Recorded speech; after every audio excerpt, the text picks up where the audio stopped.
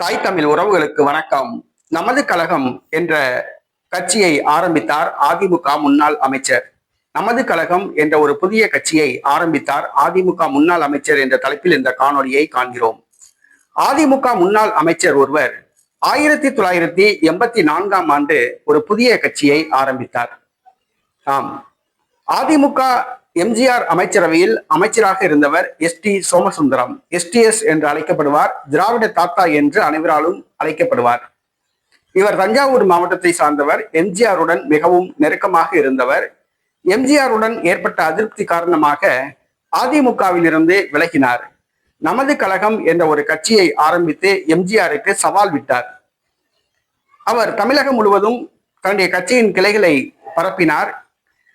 அவருடைய பேச்சை கேட்க அதிமுகவினர் மட்டுமல்ல, திமுகவினரும் கூட்டமாக கூடினர். தற்பொழுது விஜய்க்கு எவ்வளவு கூட்டம் உள்ளதோ அதே கூட்டம் எஸ்.டி. சோமசுந்தரத்துக்கும் இருந்தது. ஆனால் அவர்களுடைய பேச்சிலே எந்தவித உப்பு சப்பும் இல்லை. ஆனால் கூட்டத்துக்கு பஞ்சம் இல்லை. 1984ஆம் ஆண்டு நடைபெற்ற தமிழக சட்டசபை தேர்தல், அந்த தேர்தல் இந்திரா காந்தி படுகொலை தேர்தல். எம்ஜிஆர் அமெரிக்காவில் இருந்தார்.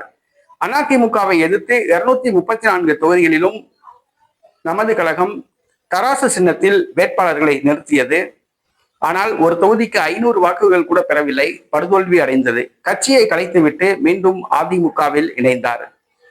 அதிமுக பிளவுபட்ட பிறகு எஸ்.டி. சோமசுந்தரம் செல்வி ஜெயலலிதா தலைமையிலான அதிமுகவில் இணைந்தார்.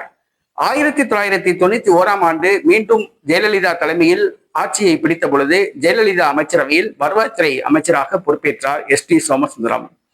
1996ஆம் ஆண்டு அதிமுக ஆட்சி இழந்த பொழுது செல்வி ஜெயலலிதாவுக்கு எதிராக திரும்பி அதிமுகவில் இருந்து விலகினார்.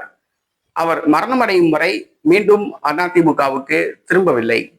எம்ஜிஆருக்கு எதிராக நமது கழகம் என்ற ஒரு கட்சியை ஆரம்பித்து அரசியல் செய்தவர் அதிமுக முன்னாள் அமைச்சர் எஸ்.டி. சோமசுந்தரம் என்பது குறிப்பிடத்தக்கது.